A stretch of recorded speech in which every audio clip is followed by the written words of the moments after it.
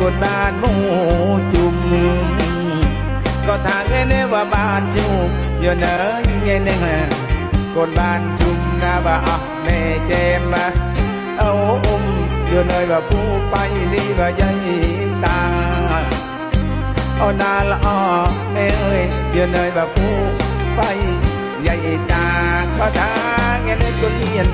ต้องบนเรียนต้องมาปริญญาต้องมีสนาเอ้ยจะต้องนาว่ามีสนาจุกไม่เอาใหญ่ตาอยู่เนยเกลียนนี่มีภาษาทำไมหิมพาเลี้ยงใส่เลี้ยงเอ้ยฉลองฉลอยโตอย่างนาย